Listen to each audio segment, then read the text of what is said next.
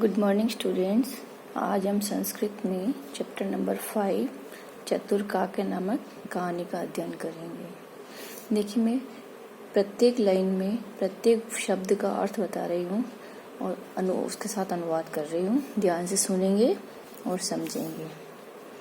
एकस्मिन् स्थाने एकै काके प्रतिवसति स्म। एक स्थान पर एक कौवा रहता था। प्रति वस्ती प्रति उपसर्ग युक्त वस धातु। एकस्मिन एक स्थान पर एक कौवा रहता था। स्मय लगने पर वह जो क्रिया है भूतकाल की बन जाती है। सह अतीव चतुर आसीत। वह स यानी वह, अतीव यानी अधिक यानी बहुत अधिक, चतुर आसीत था, वह बहुत चतुर था। एकदा स पिपासिया व्याकुलो अभवत्।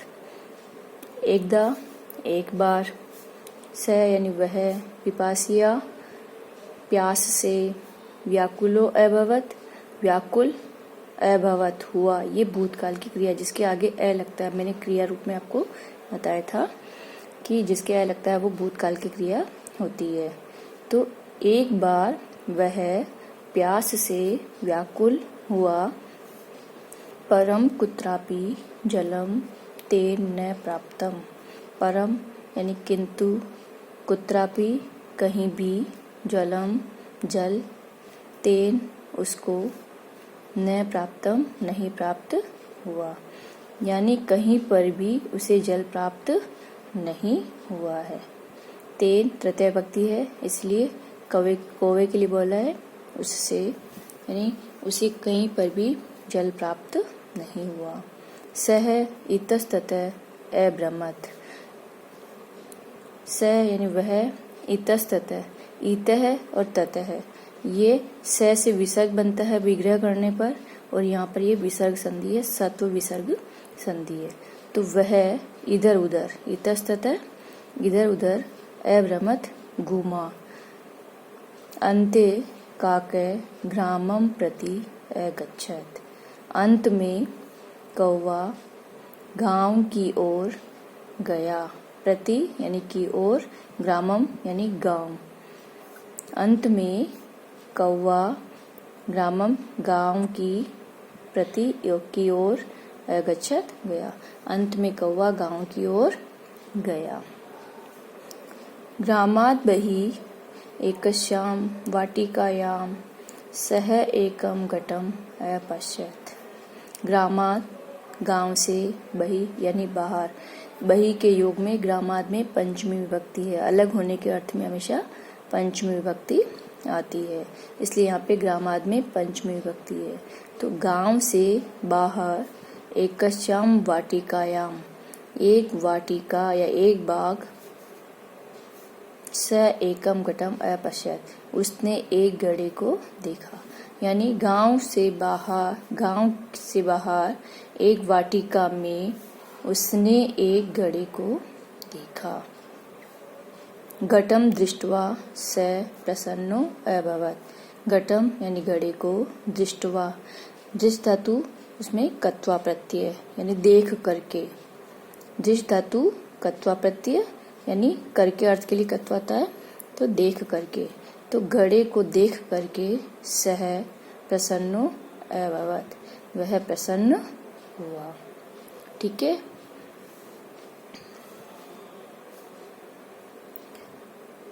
काके घटस्योपरि उपाविशत्। कौवा घटस्योपरि, घट अस्य उपरि यानी घड़े के ऊपर, अश्य वैसे यानी इसके, इसका मतलब घड़े के ऊपर, उपाविशत उप उपसर्ग युक्त, विष धातु है, स्था धातु इसमें, यानी बैठ गया। सह जलम पातुम अयतत, उसने जल को पीने की कोशिश की। सह यानी वह, जलम यानी जल को, पातुम यानी पीने के लिए, अयतत प्रयत्न किया। घटे स्वल्पम जलम आसीत। घड़े में थोड़ा जल था। स्वल्पम यानी कम, बहुत कम जल होना, यानी थोड़ा सा जल था। तस्य चंचू जलम न अस्पृशत। तस्य यानी उसकी, चंचू चोंच, जलम जल को, न यानी नहीं, अस्पृशत यानी छूना, उसकी चोंच जल को स्पर्श नहीं कर रही थी, यानी जल को नहीं छू पा रही थी। एतत् दृष्ट्वा सः दुःखितो अभवत्। इस प्रकार देख करके, एतत् दृष्ट्वा, एतत् यानी इस प्रकार, दृष्ट्वा वही दृष्ट धातु कत्वा प्रत्यय, देख करके, स यानी वह, दुखितो अभवत् दुखी हुआ। इस प्रकार देख करके वह दुखी हुआ। यहाँ पे घड़े में पानी थोड़ा सा था और उसकी चोंच उसको स्पर्श नहीं कर रही थी, यानी इस प्रकार उस घड़े को देख करके वह बहुत दुखी हुआ।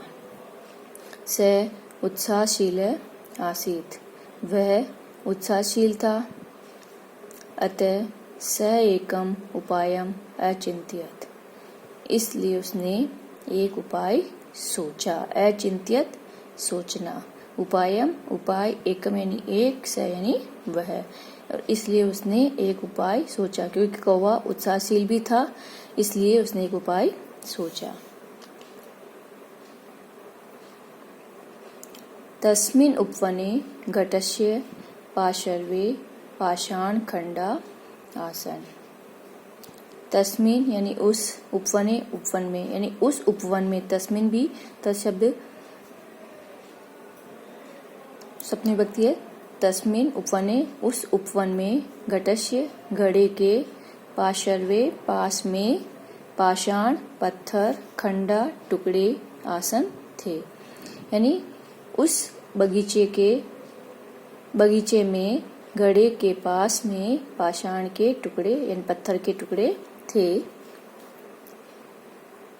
स पाषाण खंडम चंचवा उड्डयनयत। यानी वह, उसने पत्थर के टुकड़ों को चोंच से लाया। काके पाषाण खंडम घटे अक्षिपत। कौवा पत्थर के टुकड़े को, पाषाण खंडम पत्थर के टुकड़े को, घटे अक्षिपत यानी घड़े में फेंके या डाले। जलम किंचित ऊपरी आगच्छत। जल कुछ ऊपर आया। किंचित यानी कुछ, ऊपरी यानी ऊपर, आगच्छत आया। अनेन स हर्षितो अभवत्। इससे वह प्रसन्न हुआ। हर्षितो अभवत्, इसको, इस अवग्रह चिन्ह को अ पढ़ा जाता है। इसमें ये पूर्व रूप संधि होती है या फिर विसर्ग संधि का उदाहरण होता है। ये अवग्रह चिन्ह होता है। तो इससे वह प्रसन्न हुआ।